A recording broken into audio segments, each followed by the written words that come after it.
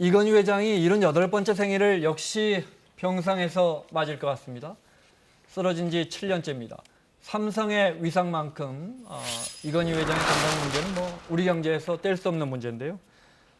지금 건강 상태에 대해서 추가로 뭐 특별히 나온 건 없죠. 네, 지금 보도된 내용에 따르면 크게 나빠진 것은 없다라고 지금 이야기를 하고 있고요. 네. 2014년 5월이었죠. 그때 이제 급성 심근경색으로 쓰러져가지고 쓰러진 이후로 치료를 지금 받고 있는 그런 상황이라고 하는데요.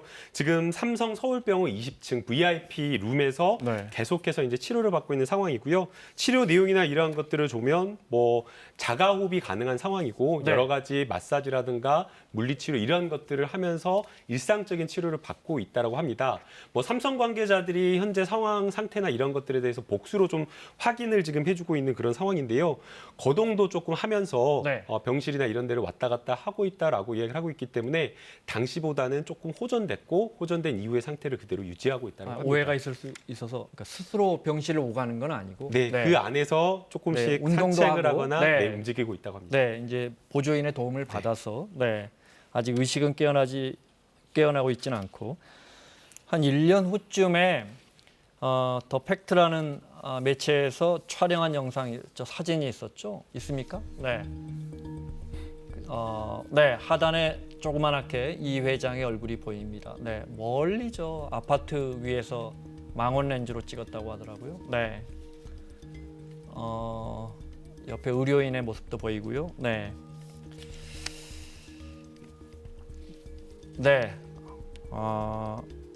최지성 실장이 당시에 방문했던 사진 같습니다.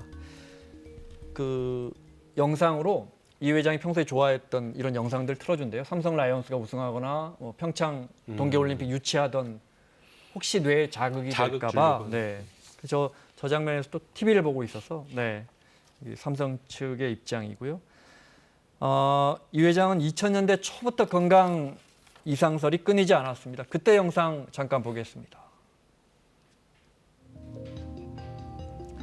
2000년 초에 미국 건너가서 폐암 수술을 받았죠. 이후에도 뭐 계속 건강 이상설이 돌았고 그때마다 이제 기자들 삼성그룹 이건희 회장이 호텔 로비로 들어섭니다.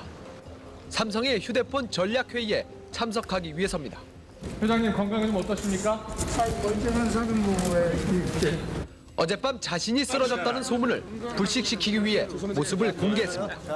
사람이 웃고 걷고 하면 건강한 거 아닙니까? 자, 벌써 7년째군요.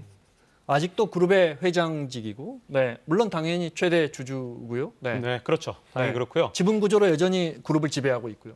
물론이죠. 이 세계 부자 순위로 봐도 이 59번째 부자로 이 재산이 188억 달러나 된다고 합니다. 그리고 지분 가치만 보면요, 이건희 회장이 17조 6천억 원 정도 되고요. 이건 이제 그룹의 주식 가치를 말하는 거죠. 그리고 이재용 부회장이 7조 3천억 원이나 됩니다.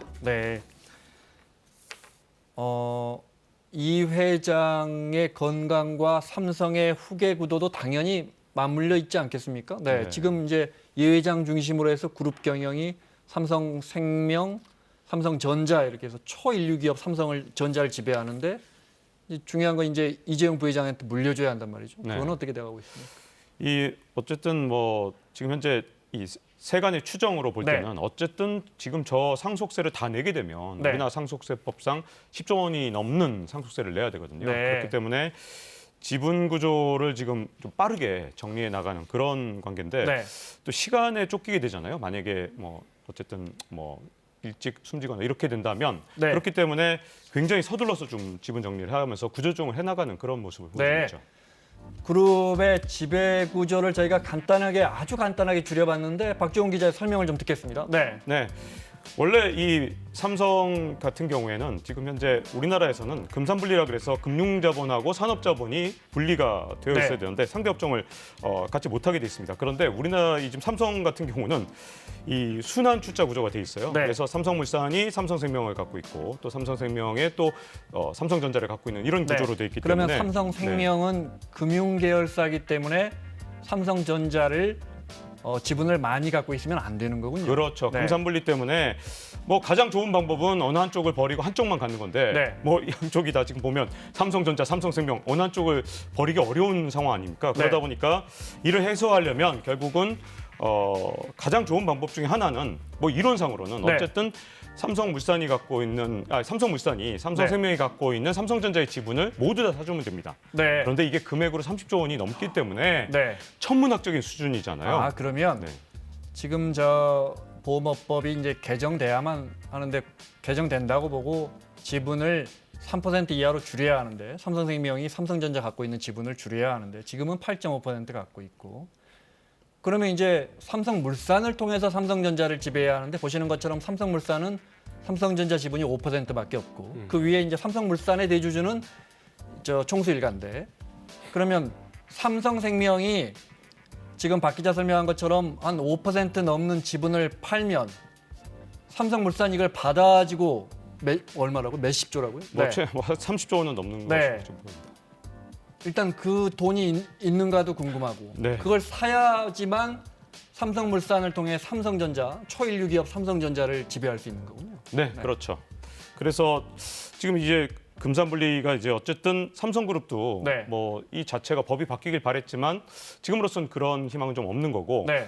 여러 가지 방법들 대안들이 좀 있었어요. 뭐 예를 들어서 삼성물산을 뭐 예를 들어서 사업 분야와 그리고 물산 금융지주로 분리한다든가 아니면 네. 삼성생명을 뭐 둘로 쪼개서 사업 부분하고 금융지주로 분리한다든가 이런 방안들을 대안으로 연구를 했었는데 이마저도 그렇게 쉬운 상황은 아니거든요. 네. 하지만 움직임을 보이는 건 뭐냐면 일단 삼성물산 중심으로 어떻게든 하여튼 구조조정을 해나갈 것이라고 보여지는 게 삼성물산이 여러 가지 뭐 좀 팔면서 좀 지분을 현금화하고 또 서초동 4억도 팔고 이런 모습도 네. 보이면서 현금 확보에 주력하고 있는 거 보면 삼성물산을 중심으로 어떠한 뭐 구조조정이든 뭐 추진하고 있는 게 아니냐 이렇게 보여집니다. 네, 중요한 건 이제 삼성생명의 지분을 살 실탄 확보가 중요한데 그게 쉽지는 않은 상황에서 게다가 또 국정농단 관련해서 대법원의 파기환송심이 다가오고 있잖아요. 네, 17일 날 4차 공판기일이 준비 중에 있는데요. 대법원 파기환송심이 이 말 3마리 그것도 다 전부 다 뇌물이다라고 하면서 뇌물 액수가 지금 늘어난 그런 상황이고요. 네. 이 파기환송심에서는 대법원이 판결한 것을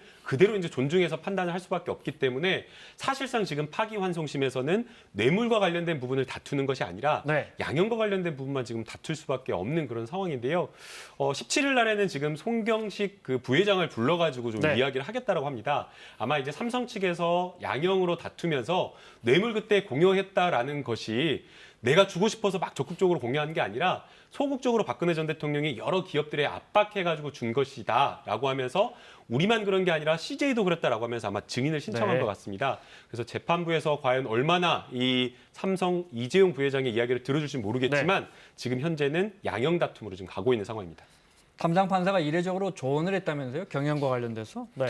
네, 그거 굉장히 좀 이례적인데요. 네. 지금 그래서 이제 좀 재판부가 왜 그렇게 과도하게 삼성을 봐주려는 것 하는 거 아니냐라면서 좀 그런 좀 문제를 지적을 하는 것 같아요. 이건 저 재판부의 정준영 판사가 한 이야기입니다. 네. 네, 부장판사가 지금 이야기를 한 건데요. 네.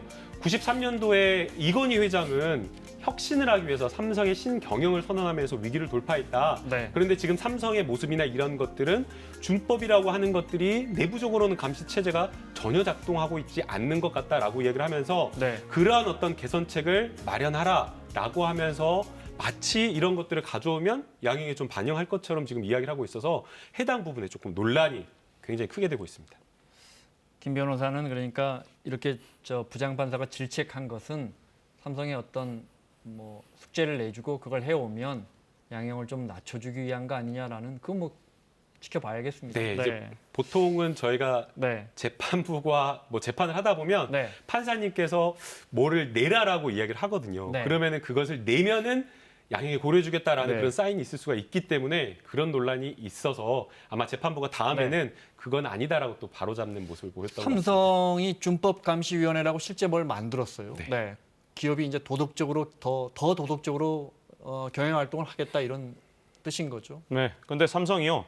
준법 경영을 선포했던 게 처음이 아닙니다. 네. 2009년에도 준법 경영, 그것도 무관용 준법 경영을 외쳤었거든요. 네. 근데 왜 그때 실패했느냐? 그때 대상이 CEO들이었습니다. 그러니까 우리가 이 소위 월급쟁이 사장 이렇게 말하잖아요. 네. 총수가 빠져 있었던 거죠.